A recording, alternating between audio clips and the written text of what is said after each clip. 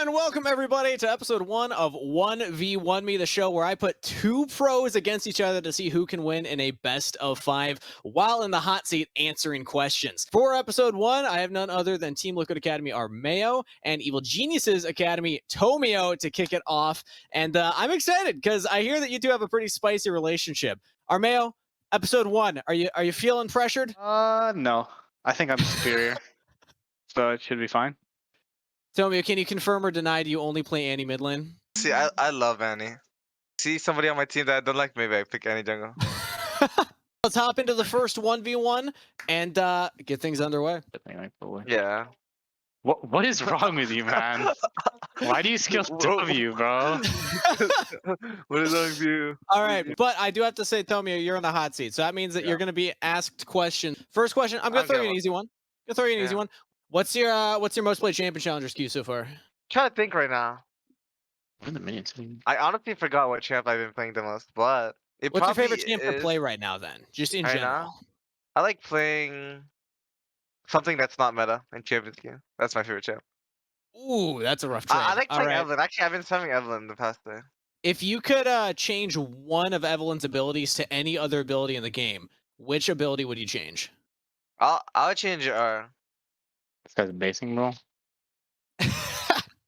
He's scared. He's in the hot seat right now. He's got to answer these questions. I'm not gonna lie, it's kind of hard to answer those questions. All right, Armeo, do you have a question for Tomio? No, I have no question. I you win this. All right, I'll keep him in the hot seat then. Oh, wait a minute. Maybe I don't. You're bro. You're bro. Oh, the chase down. Oh no. Yeah, bro. I'm totally dead here. You're dead, bro. You know you're actually dead, by the way. Wait. Oh, it was close. All right, so round 2 has begun now. We got Armeo versus Tomio. This time, Armeo is in the hot seat. What is the most embarrassing thing that you've ever done in a stage game? I think I had some ints, honestly, recently. Dude, I'm getting hit on. I got hit by like no CC nearly spears against Kenvi. It was kind of cringe. Tomio, can you confirm how easy it is to hit spears? No, he never hit spears on me, by the way. It's pretty easy to hit spears. He literally types to me and he says, "You're just trying to dodge my spears or something." The whole game is like what he types to me. If somebody wrote a book about Tomio's pro career, what would be the title? Loser's queue. Dude, there's no way we go to 50 CS this one. I'm gonna win too easily. I want to kill this guy. But if we do go to 50 CS, I'll win easily. So I feel kind of bad, but. Oh, is this it? This is it, man. This guy's a bro. Next thing, I don't know, tower, bro. Okay, the tower. You get the pick that you play more than me. I can't be through you. It's too up. Even though technically I should choose, and I'm just gonna end you. I'll choose. Because I'll pick Vigar or something, and you definitely don't know how to play Vigar. I know how to say it. I know how to say it. And so this is rough for Tomio because you're down 2-0 and you're in the hot seat again. I can talk and play. That's my comfort zone. You're confident? He's a streamer. Yeah. What's the funniest thing you've ever heard a teammate say on comms? Eating. Yes. Like during an actual game, an official like game. They're eating? Yeah. What were they eating? I think they're eating like a burger or pizza. No. Oh. Probably. It would probably be like. Wait, actually, no. I changed my mind. Do Aatrox. Oh, okay. It could be Aatrox. This is a pick I'm well known for. I was known for this champ. You are not known for this champ. All right, this is 1v1 number 4 now. Armeo, you're up. Why would you take W, dude? You literally don't want to win the.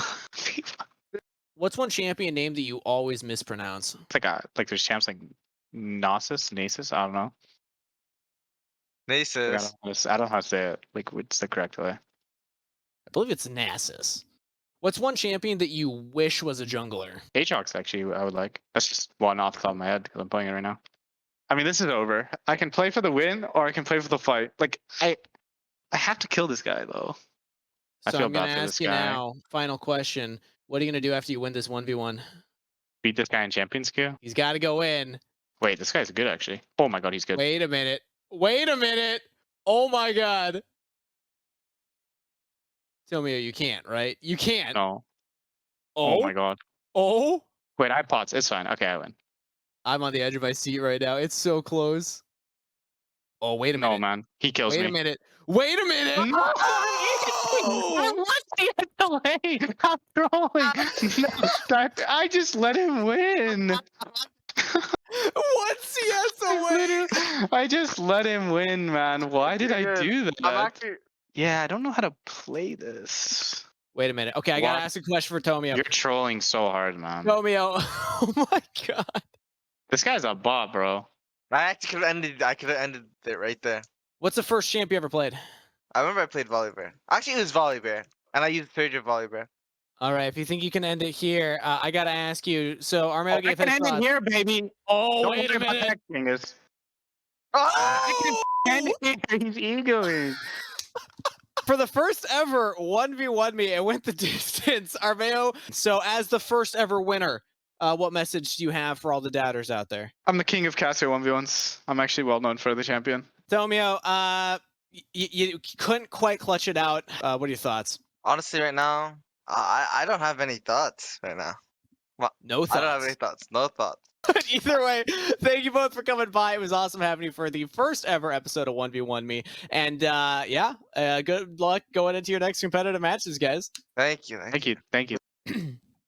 All right. Well, on the Rift, most recently, Jan and Rhino carried. Armeo definitely carried in those 1v1s, though.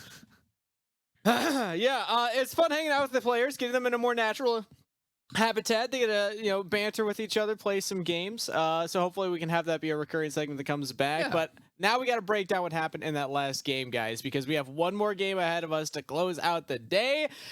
And oh baby, Team Liquid are looking good. That bot lane was terrifying, Cubby. So the Jinx Tom Kench, I like that matchup in the Aphelios Thresh. I think that Tom Kench, he's like a big stat check. And when I see Jinx, it's someone that you want to play around bot lane. And I think that Diamond with the Thresh, the couple attempts that he had to get out of lane, one was spotted on a ward. The other one, I think Tomo had to seed some plates or seed a wave because Armeo was making his way down. And when you don't find those roam timers, you're going to get Jinx into a free lane. And we saw what Yon can do as that game goes on and all the tools that Yon had to play around. It was too much for the side of FlyQuest to handle. Yeah, they broke the top lane, but they weren't able to snowball that into more, and that it just wasn't enough for them in that set. And Raf, when it came down to the team fight, Team Liquid Academy so willing to just go for those every single time and actually able to execute on them too with incredible performance. It was straight up wipes every single time Team Liquid was grouped up as 5. And me and Cubby sounded like broken records leading up to that moment, but we were just trying to spread the truth. We felt like we were the doomsayers. Like, hey, listen, you got to do something. You got to do something. Your time is running out. And FlyQuest, I mean, they got a couple solo kills on Bradley towards the top side of the map. And that's not going to cut it. You gotta break open the ankles and everything. You got to cut Team Liquid off from resources as well. Otherwise, they're just going to be able to live out that 5-man powerhouse squad. It was an incredible front-to-back fighting composition. The double supports for the Jinx. This is a look that not every Academy team has been opting into, but some have toyed around with it. Cool to see Team Liquid picking up a new strategy under their belts here because, again, this is like, we're well into the season. We only have 2 weeks left of play, so if you're going to start trying new strategies, if you're not already doing them in scrims and you want that stage experience, you should be looking to do it now leading into Proving Grounds. And I think anytime we see Academy teams with more looks, that's something that makes us happy. But I think especially for Harry, I think Harry's been a player that has been really lane dominant in Academy this split, but we've seen Harry and Team Liquid not transition some of those early game leads into the mid to later parts of the game.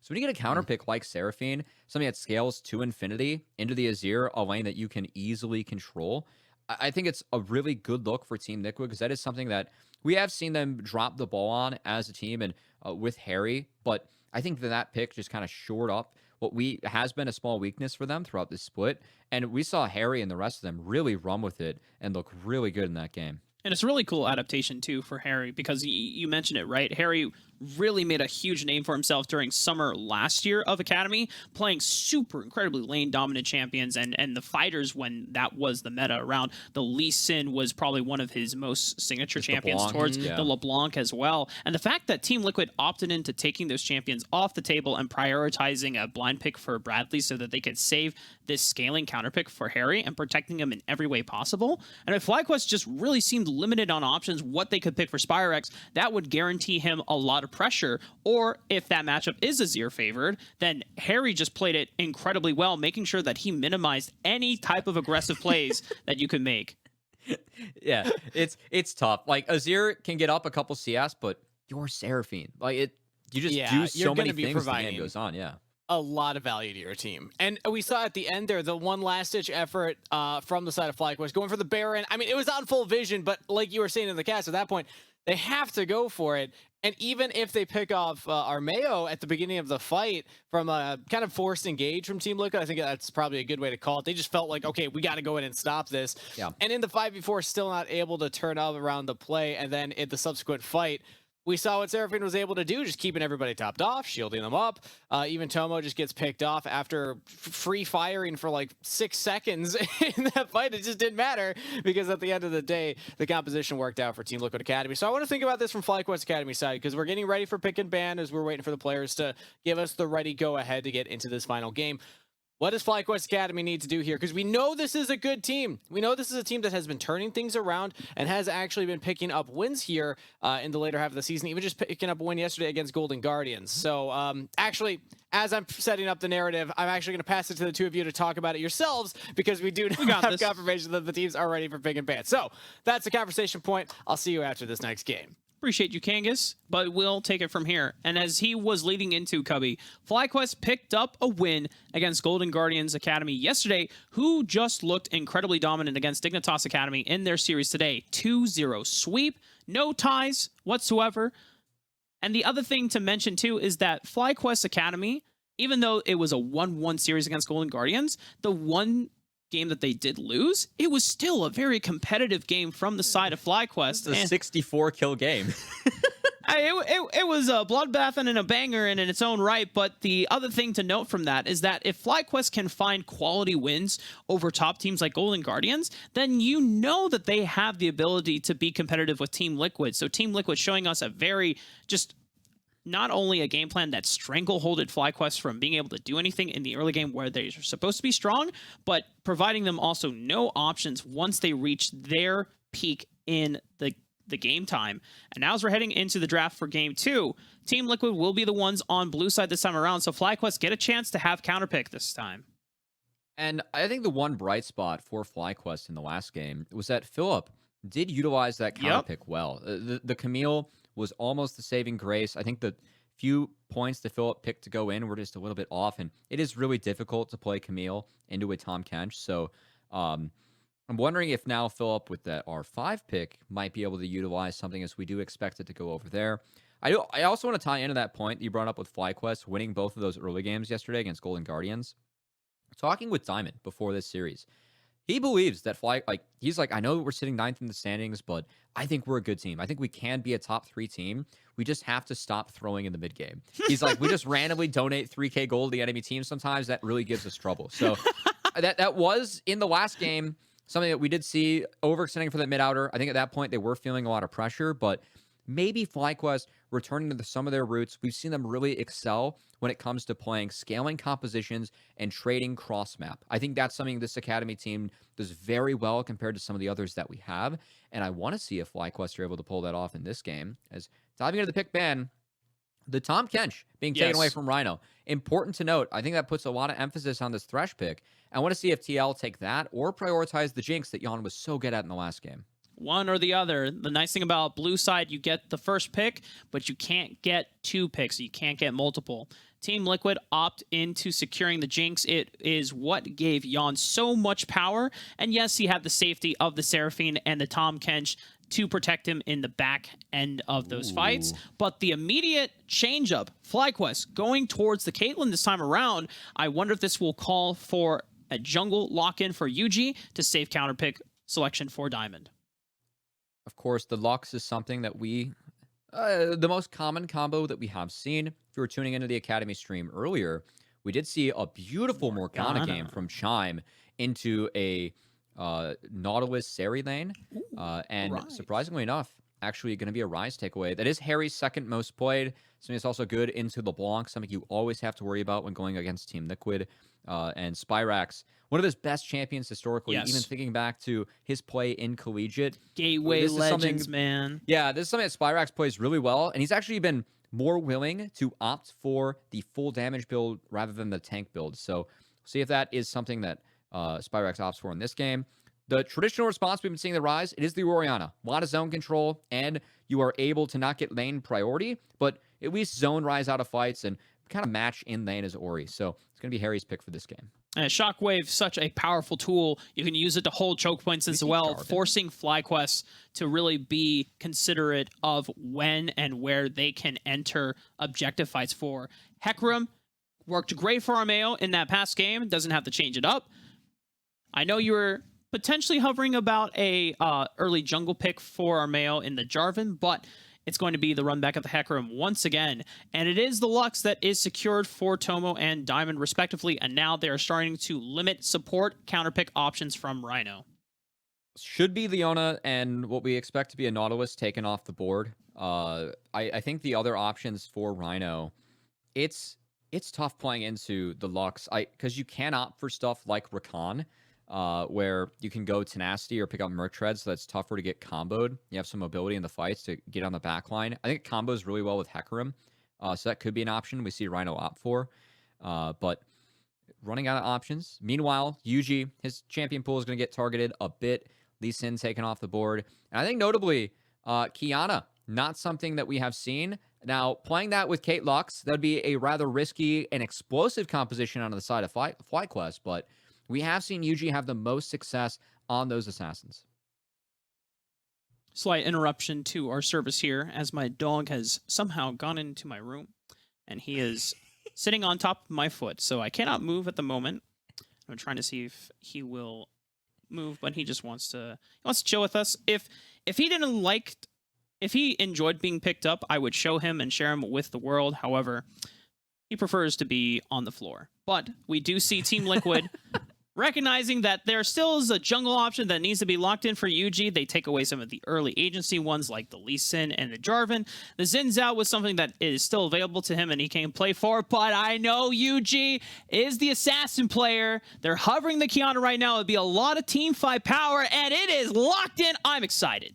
Yes. All right, so Yuji's Kiana. It is 3-0, 9.4 KDA. He is known for his assassin play in solo queue, notably Kiana and Zed.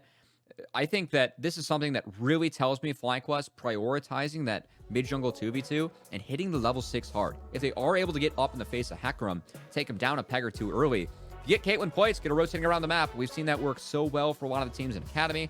On the flip side, did tease the responses that Rhino has an option for. Not going to be the Rakan, going to be the Lulu, so something that can empower the Jinx and Hecarim and prevent Kiana from getting those big engages off, as it will be likely an exhaust. Polymorph, something that Kiana is going to have to worry about. But Team Liquid can still get blown up in the early stages of the game. Bradley now forced the blind pick. It's tough to play Gangplank into Kate Lux to get outranged by quite a bit. But TL can opt for a very heavy zone control composition again to pair up with this Jinx. Last time Philip opted into the Camille, he had a good laning phase into it after the 10-minute mark, not only locking him down with Yuji for an isolated kill, but also a solo kill on the back end of it as well. And considering that the forms of engage that FlyQuest have are kind of limited, Hextech Ultimatum is a great way to build up priority as the Camille against the Gangplank, and then rotate, collapsing in from the side wave, look for a flank, lock down Jinx, and you follow it up with the long range damage you have on FlyQuest. And I like the game plan that FlyQuest has on red side, because Ryze, as time goes on, Orianna can go Leandres, gets a lot better into this matchup, but early, Spyrax has priority and will be able to go impact both of these side lanes where FlyQuest would love to attack. I mean, you have a Kate Lux, you throw the Ryze and the Kiana down there, get some dives going against this Jinx Lulu, could be really big for the side of FlyQuest. And even on the top side as well, if you want to put some love in TLC in the Phillips Camille in the Gangplank, that can be something where going up against this really heavy zone control composition with the Jinx, if you can win those side lanes as the game goes on, that can be that backdoor win con for FlyQuest, avoiding the 5v5s and finding those skirmishes. So I think the composition for FlyQuest, similar feel as last game, but I feel like they have better lanes to play towards and an easier way to break the map open with that Rise mid. You actually can roam out and provide very easy executable CC and lockdown on the champions that you are going for as Spyrax. Whereas in Azir, you can get priority, you can roam, but your movement options to execute is very difficult as you have to expend Shurima Shuffle, as, yeah, my dog was upset about the Azir pick last time as well, apparently. Much more happy about the Rise pick this time around. It's a 6-game day, man. Choco just wants some love. He wants me to stop back. casting so that he can play with me outside. So, don't worry, We're gonna have Choco. to wait. Yeah, we're going to have to wait a little bit for that, as we do have one more game to get through. 6-game day here of Academy. Week 6, day 2, about to wrap. It's been a long week. But I think Team Liquid diving into this series, returning to where we're at. We have 2 weeks left of Academy. Starting to talk a little bit more about the standings. I know Team Liquid going into the day, they were tied with Dignitas and EG for 6th place. A 2-0 here would mean a lot for them when it comes to solidifying their position in the standings and trying to make sure they make that top 6 and avoid finding any of the amateur teams early. So, gonna have to see if Team Liquid is able to pick that up. As on the flip side, we have a potential look for FlyQuest with Rhino. Able to get to this brush first. Gonna throw down the trinket. Sees FlyQuest. Check that brush. Yon will spot them too. And gonna be no blood early, as just gonna be a trade of wards across the map. A little bit of spooky wookie moment for Yon, but making sure that he kept his distance so that he was not in any danger from FlyQuest. They do manage to get a ward into this tri-bush, as you already pointed out, but it is Team Liquid that answer on the cross map and ward up the red quadrant of FlyQuest. Now, importantly for Yuji, he was able to swap over to the sweeper. So if he does start red, which looks to be the case, can start sweeper. Curious placement from Armeo. I don't know if that's going to dodge out on the early sweeper, but that would be pretty cute play if he was able to do it. I have a feeling that Yuji will kite this camp up towards the Krugs, as when we have seen his Kiana has been mostly full clears. But does have full information at the moment, as both junglers starting on this top side, working towards bot. Something that's important for FlyQuest. You have Kate Lux. You want to make sure that they're getting plates in the early game. Looks like Yuji's putting a big emphasis on that in this game as well. And I think there's a huge playstyle change for Yuji going into this Kiana game as well. You notice here in the Keystone change, in the past 3 games that he has played, Kiana has mostly been first strike, opting in for accelerating gold and giving him larger power spikes in the engages that he chooses to play. But with Electrocute, you're getting more upfront burst damage because you are very reliant on getting the snowball forward. Because remember, FlyQuest, yes, they have better lane pieces this time around, but their scaling problem still remains the same, where it is very favored for Team Liquid. So it is all about, it's not about necessarily gold acceleration from the first strike, but you are all about guaranteeing burst damage to get lethal on these picks that you look for against Team Liquid. Surprised that Yon burned the flash instead of the cleanse, as he did dodge out on the binding, but already a summoner spell off the table for Team Liquid's bot lane. And Yuji has gone for the fastest clear possible, going for red Raptors into the Gromp. Will not go bot, but cycle back to the Wolves. Maybe the change in Keystone is because Kiana did get nerfed. We are on patch 12.4. Not as much passive AD on her the scaling. They took down some of the bonus AD ratio. So that could be the case, but we'll have to see if Yuji's able to have the same impact. His Kiana, as we cited, 3-0. It's been massive in FlyQuest wins. And Philip is roaming. He had priority in the top side of the map. Harry is super overextended. Either Bradley is not communicating it, or Harry has no idea. Philip can at least guarantee burning the flash. Beautiful patience from Philip, waiting out the flash from Harry, and FlyQuest net first blood. And Philip makes good use on that lane priority early, as what a play coming out of the top laner from FlyQuest. That totally warps how this game is going to be shaped, Rafa, as now Spyrax should be able to be unlocked. Yuji is making his way, but it's a beautiful bait from Rhino. They set up for Armeo to get the collapse down onto Tomo. Has already burned heal and flash. Cannot get out, but it might be a trade. Diamond picks up Yawn in the back half, and now Yuji is here. Armeo's overextending for the turret dive, but it's 2 turret shots. Yuji should be able to clean him up, but the clutch exhaust from Rhino saves his jungler. Nice bait from Team Liquid. That's one where FlyQuest bot lane, a little bit too quick on the play. I know they didn't see the Hecarim, but if you wait, have a little bit more patience, maybe they're able to find a positive one. That's important that Team Liquid were able to change the tides of the bot lane in their favor, because look at that item differential. Jinx coming back with more items now, and if Tomo and Diamond aren't able to get plates, this bot lane is not nearly as effective as it can be at just taking over a map early. And that's both summoner spells down too, so when Armeo wraps up that second clear, he could go right back to the bot lane, and FlyQuest will have to plan around this. And there's no defensive utility that Diamond can provide to save Tomo from a very angry horse just coming in with the onslaught of shadows over a wall or nice just binding, over terrain. I mean, light binding, but it still won't interrupt the onslaught of shadows making the full distance. It is a very tough situation to be in. You're not the Thresh, you're not the Tom Kench this time around. Diamond has to be far more careful about how he and Tomo will push him into this lane now that they both don't have sums. Now, curiously enough, in the mid lane, there also is no flash on Harry. We are seeing off-screen Yuji and Armeo both being here for the hover. But Armeo being up a level, and Harry having this wave shoved up will be able to help Harry break this freeze, as Spyrax has just been threatening Harry. Does still have that empowered W, always threatening in the early stages of the game in this matchup, but I think importantly enough, Harry, I know that he did go down to first blood, but it's still a pretty even lane, and Spyrax had to burn flash too, so I think Harry is A-okay, and as time goes on, once you get to Lost Chapter on Orianna, that lane gets a lot better for you. Meanwhile, Philip in the top side of the map has been getting a huge advantage. He's actually level 6 against Bradley. No cannon barrage available. But Philip not going to pull the trigger for the all-in, just getting the shove in. Last time we saw Philip get get priority in this side of the map, he roamed over to the mid lane, helped Spyrax get a huge lead, but now it is Armeo that is about to answer onto a flashless Spyrax. Beautiful shockwave from Harry, and Armeo just follows up. Another auto attack seals the kill onto Spyrax.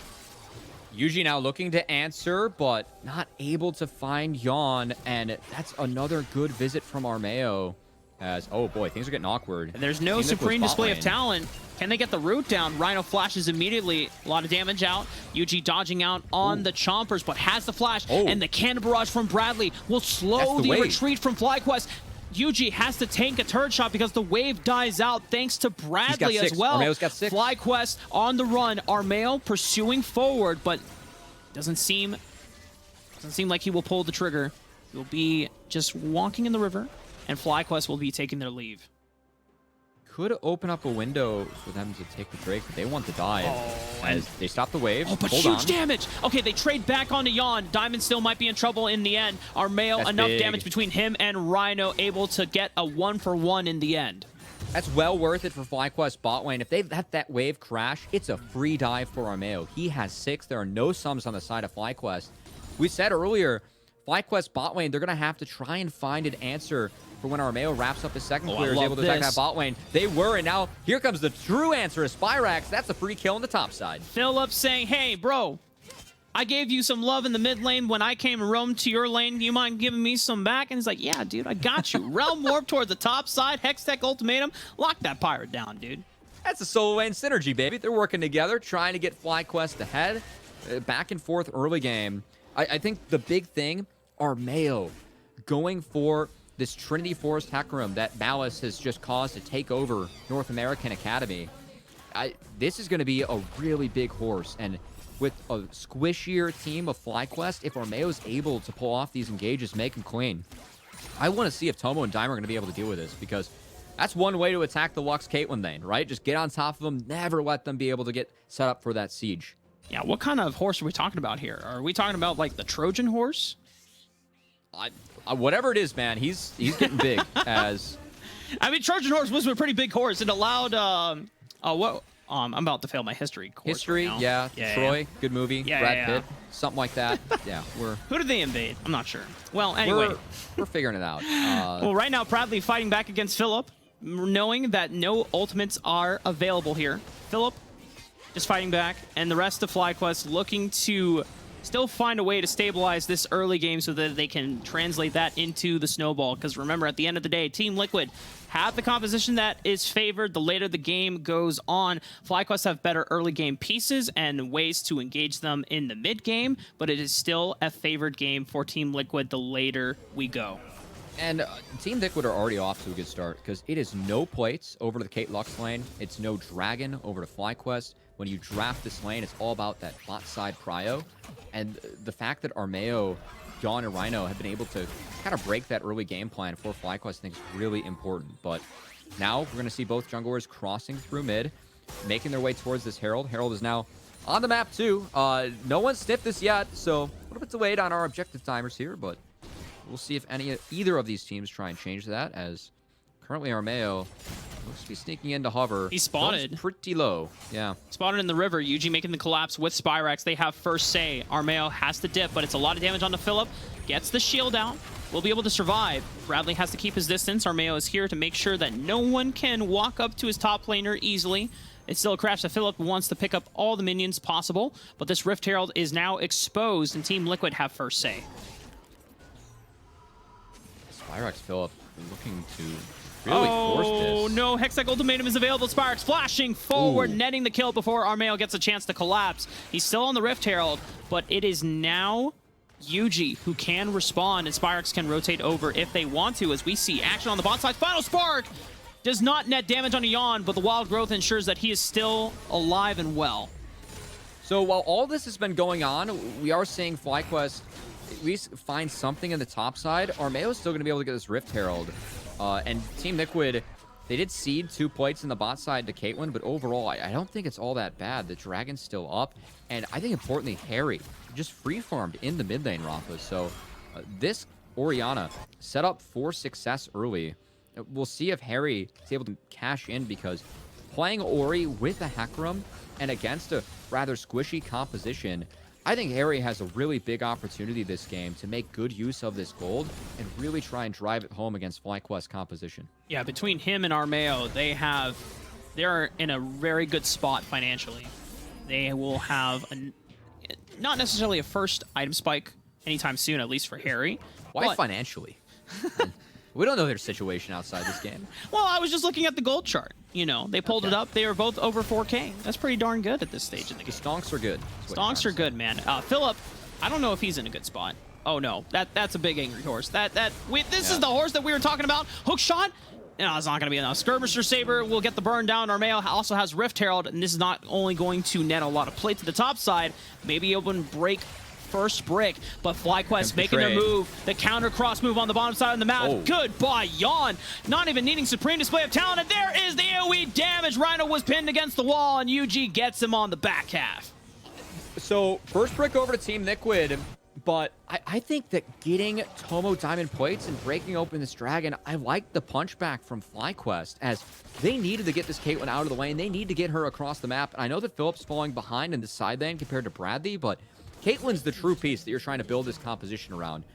And Tomo at least has 4 plates. Oh no, he's dead. Oh, okay, goodness. Never mind. Well, I take back everything I said. For It's bad every now. answer that FlyQuest have, for every move that they make, Armeo finds a response back. 4-0-2, not only dominating the 1v1 against Tomio, but also dominating the Rift here in Game 2 against FlyQuest. I'm just gonna give Tomio the ricochet like that from Hey, our man. shoulder content. Dude, it's canon now. Why am I? I'm not allowed to reference it. Well- Even Armeo in the pregame lobby was like, "Hey guys, did you see my 1v1? Dude, that was pretty sick, right?" That's fair. I guess we're spilling I those gotta dialogue celebrate boxes, Armeo too. when he wants the wins to be celebrated, man. But Philip, now that he knows that there's no angry horse on this side of the map, he will get a little bit of trade damage, but doesn't follow through. Waiting for Yuji to collapse, as Armeo's also here, potentially to... He's Yuji... looking. Okay. So Yuji has snuck in. This is not spotted by Armeo, but he's now going to see the blue buff. It's not in the pit, but he does see the marker still on his minimap. Now it's taken. Now everyone's spotted. And Rhino's here to hover. I don't think they're going to be able to find the dive on Bradley. And I think once again, Rafa, the fact that... Oh, no way. A lot of damage. Geez. Jan has to retreat. Will take his leave after that wave reset. The rest of FlyQuest will now have a numbers advantage in this jungle. Philip looking for the collapse. They've split up Rhino. They get the supreme display of talent. They know that Armeo has a big shutdown to give on over. Armeo still trades back over to Yuji. Armeo's massive! He's got the wild growth thanks to Rhino, and he still makes it out alive. This horse is unstoppable. And the Bradley was able to contribute to the fighting, though. He was under tower, and Rhino somehow it was enough to save Armeo, make sure that the pony stays alive. And these plays for FlyQuest, they just continue to fall further behind by those not connecting. I know it's going to be the mid-outer turret, but it still feels like this point of the game. Team Liquid, they're set up to win.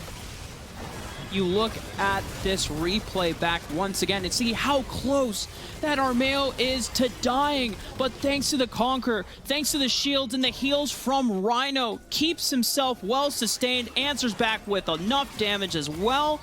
And FlyQuest are looking for any options what they can. They pick up Rhino, but here... Oh, no. The Onslaught of Shadows, it happens, guys. Sometimes... Hey, he got the flash. Yeah, That's you know what? matters. Flash burned. It was all intentional, guys. Going back to that play, I think a big part of this, with how far ahead Armeo's gotten on the horse, he was 2 levels up on Yuji. That's what kept him alive, the fact that he had those extra stats. And also, the Super Mega Death Rocket from Jan did enough damage to ensure that Armeo able to stay alive. Armeo gets back out on the map, able to find another flash with his ultimate. And it's only a 1k gold lead for Team Liquid, but if we're looking at the comp of FlyQuest, Camille, Rise are going to be able to attack the side and find skirmishes, but God, this 5v5, what we saw Team Liquid do so well in the first game to find that win, they're set up for success yet again. A little bit of a different look. Same vibe, though. Team Liquid have just... Oh, boy. Okay. Okay, well, FlyQuest at this point, you just got to force... You got to force picks whatever you can. That was 2 ultimates used against Rhino, and Armeo not going to be able to answer back. But still, this is FlyQuest in the desperation mode. They have to claw their way back into the game and have that snowball, because right now, Team Liquid still on track to outscale them. You can see them trying to look, find Armeo in the jungle. Was not able to do it. And FlyQuest, even though they get the kill mid, still not able to find any objectives off the back half of it. And I think one of the issues for FlyQuest this game, that was a wait first dragon take. And they took it past the 12-minute mark. It means we're 1 minute away from the second dragon of the game spawning. Usually we're used to seeing the third dragon come up around this time. The fact that slowed down the timer for FlyQuest just buys more time for Team Liquid in this one. As I must pause. I know we're 45 seconds away from the dragon, but FlyQuest seem to be setting up for this bot inner turret first. But Team Liquid, they're here to respond. They get the life binding the root down. Shockwave doesn't get to complete. It is FlyQuest picking up the turret, picking up Harry. He'll be responding in 30 seconds, just in time for the dragon, and has teleport unleashed available. FlyQuest will take this time to reset. That is a big take for FlyQuest, because since they were able to find Harry, they don't have to go for the dragon now. They can reset, get out on the map first with items completed, and now set up this play again. So I like the fact that FlyQuest taking a deep breath, saying, we need the shop. We want to set this play up cleanly. And now we're going to see if FlyQuest can execute it back on the Rift, because we are 2 seconds away from this Ocean Dragon. It will be TL getting control over this bot river first, but we'll see if FlyQuest is going to be able to respond. Spyrax does have empowered TP and the Realm Warp, but it actually seems like FlyQuest, they're okay giving this. They just want to play for that Herald and try and pick up more gold on the top side. Dragon being secured by Team Liquid prevents a soul win condition coming in anytime soon for FlyQuest, but as you noted before, allowing the solo laners of FlyQuest to pick up turret pressure, knocking them down. Bradley is the first one to respond. Rift Herald is here, but Bradley is now under towers here. This is a collapse coming from Philip. They have Hextech Ultimatum available. They have the Chain CC, and they don't even need it, but it's an answer back from Team Liquid. They've engaged on a diamond. He's squishy as hell. Team Liquid, find him out. Yeah, this game's punch for punch across the map. Now, I will say the trade of objectives, I think that it is both teams kind of playing towards their win con. TL trying to get the team fight at the Dragon. FlyQuest denying that, trying to make the side lane skirmishes work. And we aren't done with these side lane skirmishes because Harry, he did take this tower on his own, but this is a deep TP from Spyrax. He doesn't see if he has time to get out. Spyrax, does he have flash? Does he find it? No, not quite enough time. Harry immediately escapes. Trinket in the brush ends up saving Harry's life. Important he's able to get out as FlyQuest still looking for these power plays on the side lane. I like to see Spyrax and Philip syncing up. Some of the power of Ryze and Camille, the fact they can cheat terrain so easily between the hook shots and the Realm Warp. It is a combo that you can really attack side lanes with. So I want to see if FlyQuest can keep on syncing up and doing that throughout this game. Whereas on the side of Team Liquid, I think it's just all about these Dragon timers. Every 5 minutes, be grouped as 5, utilize this Hecarim Orianna combo, and try and get the squishy members of FlyQuest down before they can find an engagement on you. FlyQuest still scrambling to find this answer, but you arrive at the 20-minute mark all the same with Team Liquid. Even for even, pound for pound, in terms of gold advantage. It's not really an advantage for FlyQuest, despite what the numbers say, because it's just very minimal at this point. But FlyQuest still making moves, still undeterred in their drive to win this game against Team Liquid. A Rift Herald will spawn. We'll get the crash. A lot of damage on the Yawn, but dodges out with the quick movement speed awarded by Rhino out of the final spark.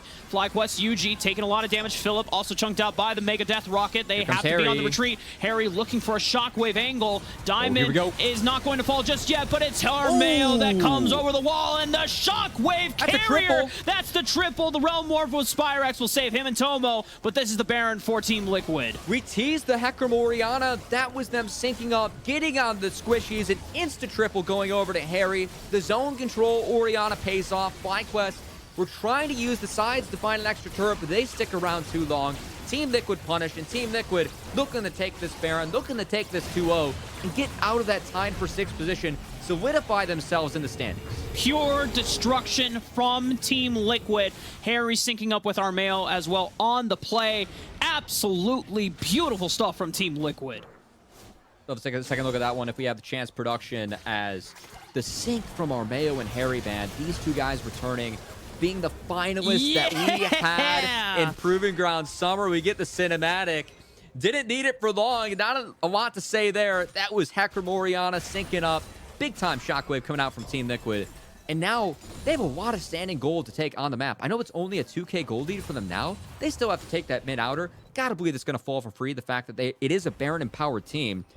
Team Liquid are set to hunt FlyQuest, and it's really just going to be on Diamond UG. They have to find picks to break this, but look at how big Armail is, Rafa. Level 14 on the Hecarim. And because of the amount of shields available for Armail and the rest of these carries from Team Liquid, UG is forced to dip into the Serpent's Fang, which is an item that's still good for this situation, but it's nowhere near as strong as it used to be after the nerfs received. So UG bit on the back end of a power trough, not going to be as lethal as you would normally be against these squishy carries. Team Liquid still spiraling towards that victory lap and a 2-0 series in their sights. And I like to see Team Liquid, a couple of the mistakes they made early in the game was when Philip gets side lane control, not sticking around, making the push. That time around, Philip crashed that wave into the top inner turret. Instead of sticking around, trying to go for that mid-inner, Team Liquid reset, going to get back on the map okay, as they set up a 4-1 around mid and bot, and also try and look for this dragon. 3,000 gold lead for Team Liquid. May not seem like much, but it's not about the gold lead. It is about the position in the game for Team Liquid. They are on the cusp of cleaning this game out. They have their team fight 5-on-5. They have the Wombo combo as well with this Orianna carrier in the Hecarim who can just sail into the backlines, deliver a shockwave, annihilate the members of FlyQuest. And FlyQuest are doing everything they can to find split push pressure, but Cannon Barrage from Bradley deters Philip on the side lane as they make this push through the bottom lane. I really like this from Team Liquid too, ignoring the Dragon for now, utilizing the Baron empowered push they have. They did stop Philip from taking the top inner on that wave, and Bradley now gets the reset on the next one to make sure that he can't stick around, so FlyQuest just get nothing. Team Liquid, they don't break open a ton with this Baron, but they are the scaling composition. They now have a 3.5K gold lead. They don't need to break open everything. I think they're playing this nice and controlled and preventing FlyQuest from finding those windows to get back in the game. So yeah, FlyQuest has been doing well in this back and forth bout. FlyQuest still doing whatever they can to hold on, but there's not many win conditions left here. They are 3 dragons away from Soul Point, and they have no business in being able to contest for them, as Team Liquid have the stronger members at this point. They can brute force their way into the pit first.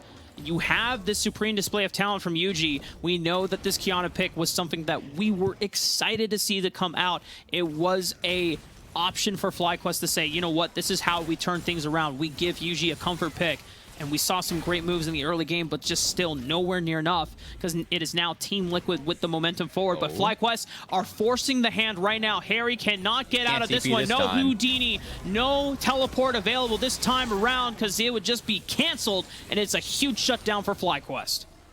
A lot committed from FlyQuest. That's both TPs and both ultimates from their soul laners, but they find the pick, are able to get some footing back in the map, and there is no objective for them to play around. So I know it's some gold in their pockets. They're able to steady the game a little bit, but as long as Team Liquid just retreats, they can get Harry back up in no time. They should have an advantage in ults and summoners, as they just made that play for a kill in Gromp. On Gromp, no crap. Okay, flash forward from Spyrax, the killer instinct, trying to take down Rhino. It is Wild Growth that was used, but FlyQuest cannot follow up any further. It is a flash for flash in the end. You can see that FlyQuest just looking for any available opportunity to take out a member by themselves. They know they're in trouble again, right? It's no secret when you look over at a Hecarim Lulu Jinx that, hey, as time goes on, things don't get better for us, right? We got to push hard now. So I do respect FlyQuest for trying to find some of these plays, but I think Team Liquid just intelligently resetting with Harry, a good deploy on the map, everyone's grouped up, and FlyQuest had to match. So Team Liquid do navigate getting out of that window, and now for this upcoming couple minutes, they do have TP advantages across FlyQuest, so we'll have to see if they can make good use of that. Philip building up side wave pressure right now. He doesn't have teleport, so it's going to take a while for him to get on over to the Baron if that is something of concern for FlyQuest. Bradley already deterring the push once again, thanks to Cannon Barrage, and Team Liquid have a potential collapse in the mid lane, but they're pushing through the top side of the map, making sure that they have pressure on the inside track of this jungle quadrant. No one from FlyQuest can really answer or look for a flank opportunity. Remember, Philip, one of the best tools for flanking, is still on the other side of the map. No teleport available. A shockwave almost taking out Diamond. It's a flash guaranteed for Team Liquid, and they are still making the siege look strong. I just love how they're playing out this 4-1, Rafa, because they're not taking fights. They're using the gangplank to stop Philip in sides, and then grouped up as 4. Who can break the 4-man? They have to find skirmishes, and Philip looking for another one now, but he's about to get collapsed upon by TL. He cannot commit any further. He keeps his distance. Bradley was in danger for a little while. Ignite was burned. Bradley still half HP. Realm Warp on the left side of the flank. Armail, who does he go for? Hextech Ultimatum dodges out on the onslaught shadows. Armail is caught off from the rest of the fight. Beautiful stuff from FlyQuest. They have taken out the 2 main carries, the damage dealers side of Team Liquid. Yawn and Armail are gone. FlyQuest, they can look at the Baron. Rhino dumped all of his spells and tried to save Harry. Yawned next to the wall, goes down, and Team Liquid, their smite's down as well. FlyQuest, they found the play. They needed to get back in this game. All from cheating terrain with the Rise, with the Camille. They make it happen.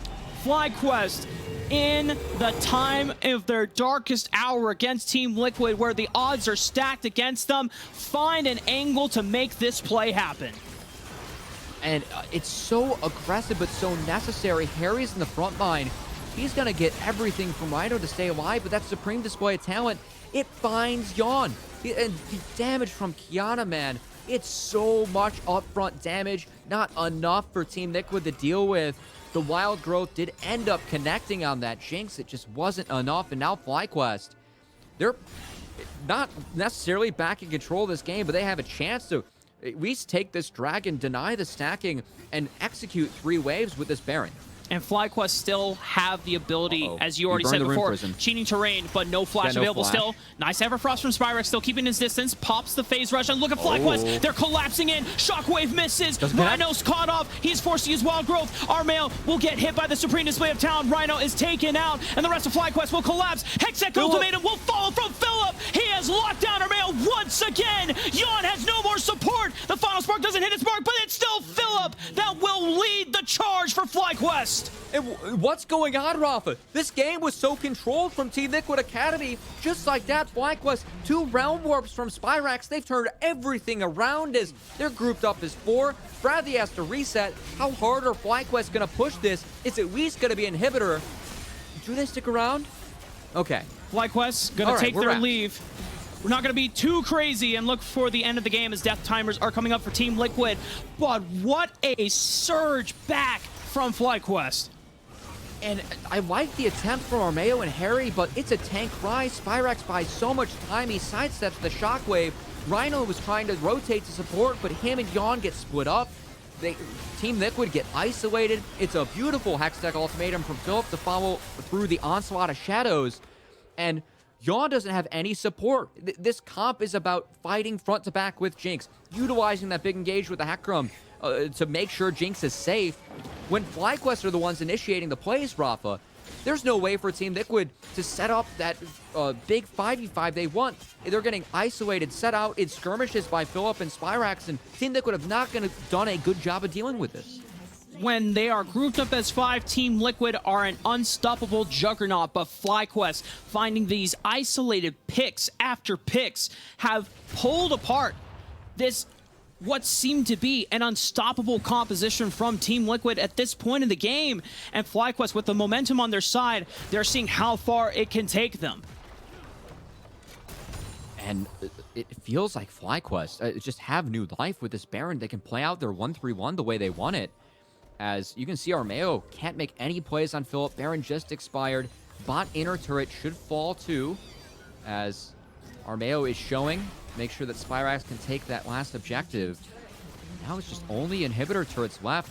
It's really tough for FlyQuest to push up into inhibitor turret, as all the zone control from the Gangplank, from the Orianna. It's going to make life hard. FlyQuest still have to play out these 3 lanes, but one more big engage at this point in the map, Rafa, and they can steal this game away from Team Liquid. Armeo is on the left side of the flank, right behind Philip. Shockwave does not land. Philip will dodge out on the engage once again, but there's still onslaught of shadows available. This time around, Team Liquid bait out the ultimate, and they claim him with the Super Mega Death Rocket. This will slow down FlyQuest's momentum. And Bradley, there's so much wave clear from this Gangplank. There's no response on the other side lane for FlyQuest. They're sticking around, trying to find a pick with this Lux Gateway of Team Liquid, trying to take control back over the bot side, but I think intelligently, Team Liquid just waiting in their base, waiting for FlyQuest to show on the map again. They're happy taking their jungle back. And Rafa, I thought this was going to be a casual game. I thought we'd be done by now. I thought we'd be interviewing Team Liquid at this point. But FlyQuest, man, they got other thoughts in mind. We're ending week 6, day 2, with a little bit of fun. They're not going down without a fight, Cubby. Yeah. And I love that about FlyQuest. They are showing so much grit and determination to not go in the night uncontested. FlyQuest, if they go down, it is going to take a lot more from Team Liquid to stop them. I think the big thing that we have to look out for, and one of the difficulties for Team Liquid at this point, is that FlyQuest, they're way back in the game. We've talked about playing sides, finding these picks and skirmishes, but it's also really difficult to face check this Kiana Lux combo, because if you walk into the wrong brush, you are dead. So I think that Team Liquid, their only options to really 5-stack mid and try and stick around is 5. I know that Bradley's been playing out the 4-1 with them, but it's really important that TL, I think, stay grouped at this point, because there's been too many scenarios where Team Liquid have overextended in the side lane, and they've given windows for FlyQuest to get to the state of the game where they are back in this game. And a lot of the mid game from Team Liquid has been shored off the backs of Yon and Armeo, putting out a majority of the damage. We saw for so long Armeo undefeated, almost unkillable for the mid game. But ever since the pickups on the Yawn and Armeo, it is now up to Harry and Bradley, who, while they were playing utility and playing Look at this. not as much damage, they are now scaling into their own right. Lord Dom's picked up, Death Cap available for Harry as well. Even if Yawn and Armeo go down, there's still plenty of damage from Team Liquid still left in the tank. That FlyQuest, even with this new signs of life, have to be conscious of going into these what could be the last fights of the game. And I like the adaptation from FlyQuest. They aren't playing 3 lanes at the moment because they have the super creeps in the top side. You can see Philip and Spyrax hovering each other. Only one is showing at a time. So threatening that they have a group of 4, but oh, now they both show press Diamond. the NOS button. Tomo still has flash, but he flashes over the wall. Armeo overclears it, but he's routed off his escape route. Tomo trying to use the Gale Force, but the shock wave from Harry still connects. And now FlyQuest are all into panic, but it's Team Liquid that have caught FlyQuest by surprise, and they will end the dream and make sure that FlyQuest will go down. Team Liquid to end the game in 2-0 style. And Team Liquid grouped up as 4. They see Spyrax pull the trigger immediately, and Tomo just wasn't able to escape too many tools from Team Liquid in the end. The 5-stack reigns supreme, and Team Liquid find a much-needed 2-0. Oh, that's the That game was tense. That game, FlyQuest almost found the heist, man. That like Baron play, that team fight they had around that top side embankment of mid. Oh my goodness, the Kiana, man. I will be damned if anyone looks at the post-match history and just chalks up this game as, oh yeah, 2-0 sweep, easy peasy, nothing FlyQuest did that was admirable. No! Go back and watch this game. If you're tuning in and you see that Team Liquid have cleaned the series out, look how hard Team Liquid had to fight to make sure that FlyQuest didn't steal the game in this last half of the series. Because this was a well-fought battle from FlyQuest, and it forced Team Liquid to be critical in their thinking and how they approach the last few fights. It was not just an easy sweep from Team Liquid. So if anyone goes, FlyQuest is a disgusting trash team, like, I'm just so pissed because FlyQuest deserves so much credit, and it takes away from the victory of Team Liquid as well. Team Liquid deserved this win, and FlyQuest put up a hell of a fight for it as well. Yeah, I'm glad that after like the 20 games we've had in Academy, you're still like all fired up about what we've got. As honestly, stop trashing on Academy teams, guys. They're good and they're learning and they're growing. That's the point of this system in the first place. It is, but honestly, if you're looking to play Camille Rise comps, I think there were a lot of nice moments that FlyQuest displayed with how you are able to cheat terrain with realm warps, how you are able to throw teams a lot of curveballs. Team Liquid, they had a tough time dealing with those in the mid game.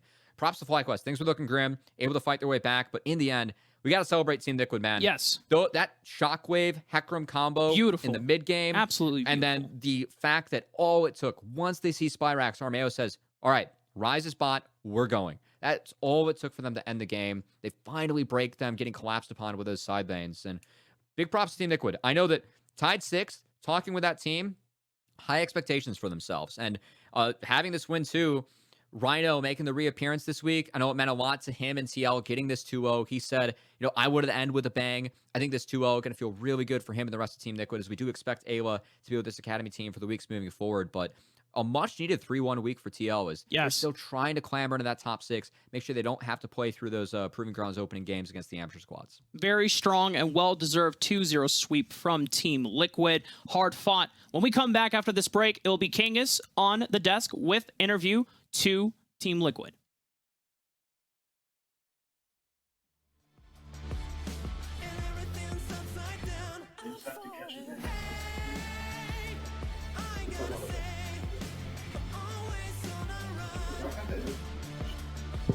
Hey.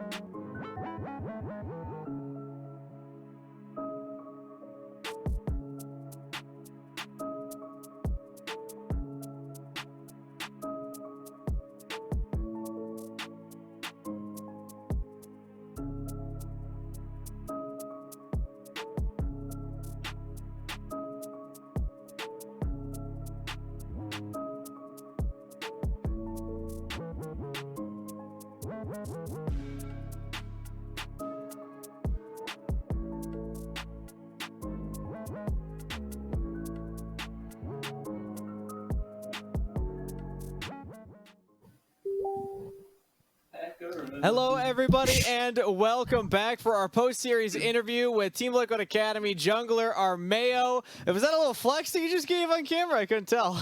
was not intentional. No, I was not doing that, but I did flex on them with the hack room. All with the right, you hack room did pick. a little bit of flexing, some minor flexing done today after a 2-0 victory. Congratulations, walking away with that. I know the team's been working so hard to get that 2-0, so it's awesome to see that come through, but you had to work for it, man. So I want to bring us back into the moment where it looked like FlyQuest Academy were coming back. They win the team fight, they get the Baron, they push in the top wave and take your inhib, but everybody starts spawning and they back off. Walk me through what the comms were like in that moment, because I want to hear what Team Liquid Academy is thinking in those moments. I mean, we kind of entered the play on Rise, so he lived, and then they all collapsed on us and killed us. We were like, oh, I don't think we lose because enough of the wave died. And then after that, we were just like, we can still win if we wait a bit and stall with like wave clear. We have a lot of wave clear, and then side laning's annoying, but in team fights, if we can just run them down when we get like, especially when I get 3 items and then Jinx gets like a bit more gold, then we just literally just drag them down mid like we did. So yeah. I was going to say that's essentially what happened at the end of the game. You just found the play. How did you find that play? Because the game was still going. I was like, all right, it's close to go. Oh, nope, it's over. All right, the game's done. They just won the team fight. Like, where did that come from? I mean, we kind of realized by the end, like it's kind of, we didn't really realize until the end, like, oh, we actually could just go like 2k MS and just run Caitlyn down, dodge Lex Q, just run through everything, through like Galefar's flash and everything. He kind of misplayed at the end because I tried to predict his flash and then he failed the flash over the wall, but it was like almost scary because like I missed because of it, and the flash predict was pretty risky. But then he failed the net as well over the wall, and then he just died. So we take those. we take those. We take those. Yeah, rough position to be in as a here. I'm sure there's a lot of nerves going when there's a scary horse on top of him. But you are pulling out the Hecarim. Now, is this just the meta now? Has Malice changed every jungler to just playing Udyr Hecarim? Is this what we should expect going forward? I mean, I really like Hecarim. I played a lot of Hecarim when it was meta in spring of like last year. I played it in like years before that too. Like it's actually one of my favorite / best champions. So I had already been considering it before, but seeing him play it, like he played it a lot more. It was like, oh, okay, then this is clearly working. Like I can definitely, this is for sure like something that'll work. I've tested like both builds too. Like in LPL they go phase rush, like full tank, and I think both builds are viable. It depends on the situation. So, but definitely the Conquer damage build, it's very fun. So yeah, I think both Hecarim and Udyr were underrated, and he like brought them into the light. I don't think they're like super OP champs or anything like that. They're just like good champs that you can pick. Okay, cool. Well, I mean, it's always awesome to hear the players give their own perspective, because I feel like, yeah, people are doing different builds. It's interesting to see your perspective on that. Now, you did just have a chance to go up in the jungle opposition against Yuji on FlyQuest Academy, who everyone knows solo queue monster based on his history coming from Mongolia. What was it like jungling against him? I think he's a strong individual player, but so far when I've played against him, I haven't been like too threatened. I think just transitioning his pool into competitive will take some time. I think he's like really good, so I do think he'll be like a strong player, but definitely it's just like playing Hecarim like against Kiana, like it's definitely a good matchup for me as well. And overall I didn't feel too nervous about it. But yeah, he goes for the very high skill, like high execution champions. So I think he'll get there, but he still needs a little time, I think. All right. Let him go into the training chamber for a little bit longer. Now, to close out here, Armeo, I do want to say we aired the 1v1 me. I don't know if you got a chance to see it, but we saw your victory over Tomio. So congratulations on being the 1v1 winner as well. Who do you want to 1v1 in the future? Who else is on your list that you want to check off? I mean, honestly, I think I could take down some solo laners for sure if I was able to play the champions. Like, if you take me to Cassio 1v1, I really think I can handle some of these mid laners. So you could give me that. Otherwise, 1v1ing junglers is always fun because, you know, we're all bad at 1v1s for the most part. I mean, maybe Tomio is just one of the worst because I was up 2-0 and I kind of gave him I gave him one of the wins, the Aatrox one, just like as a donation. Yeah. So it might Tomio just might be a bit below everyone else. I'm not sure. Ooh, all right. I like it. The funniest part about that is that he started W on Aatrox and you flame him level 1 for it. It was actually good. It was better than I thought. I thought it was bad. I'm joking about the Tomio thing. He's great, but it's not yeah, of course.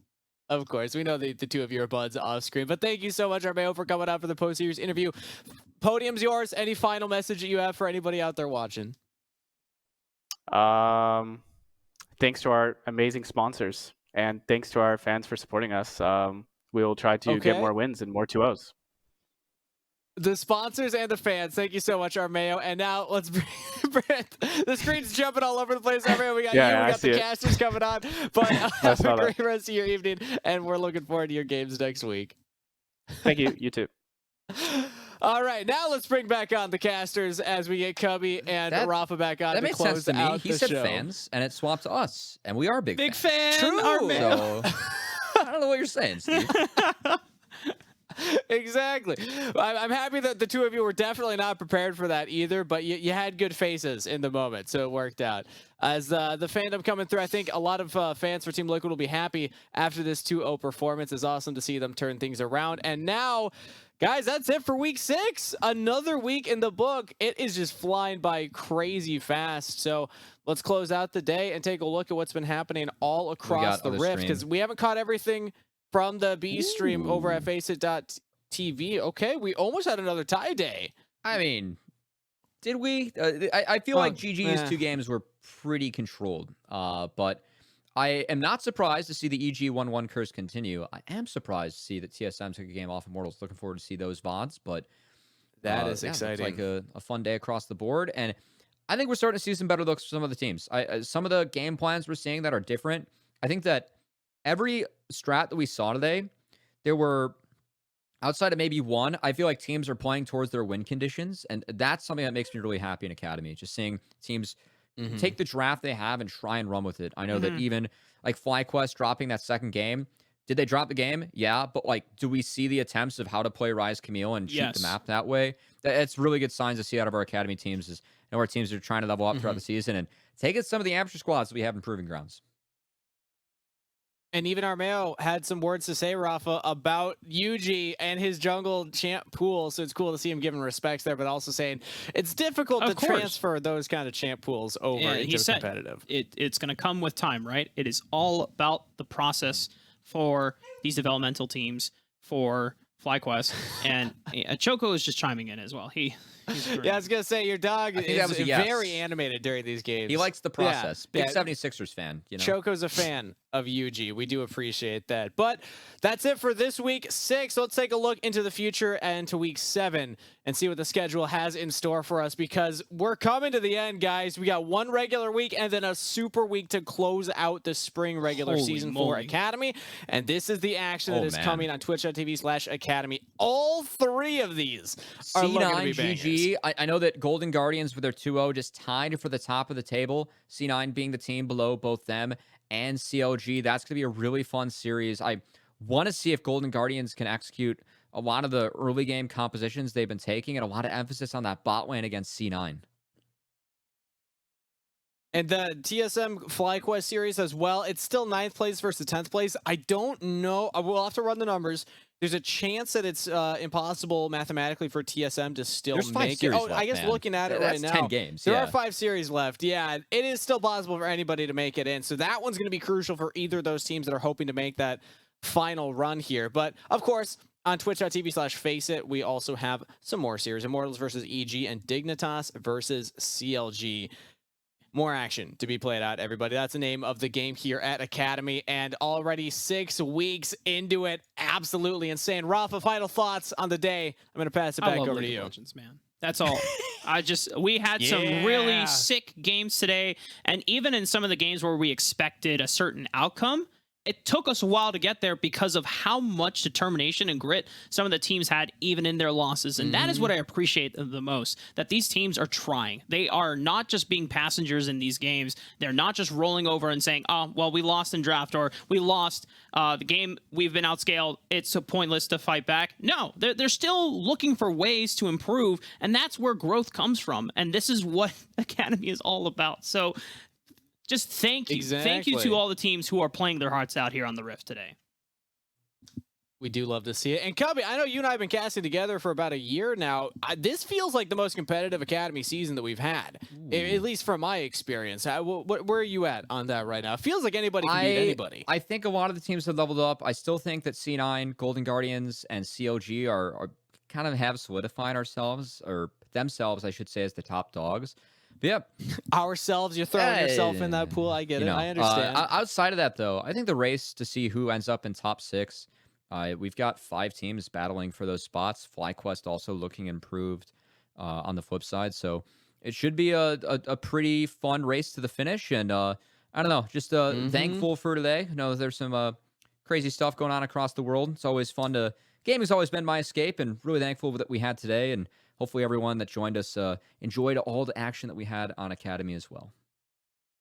Exactly. And a special thank you to the two of you for sticking through 6 games, 3 best of 2s, and all the Academy action, keeping up the energy. Thank you to everybody in production, behind the scenes, for keeping the gears rolling. Everybody in Twitch chat for watching along and cheering on your favorite teams and developing players. You're the reason that we're able to keep doing this. But the biggest thank you to the players for putting on the show. We wouldn't have this if it weren't for them. We'll be back next week on Thursday and Friday for more Academy action, and we'll see you there.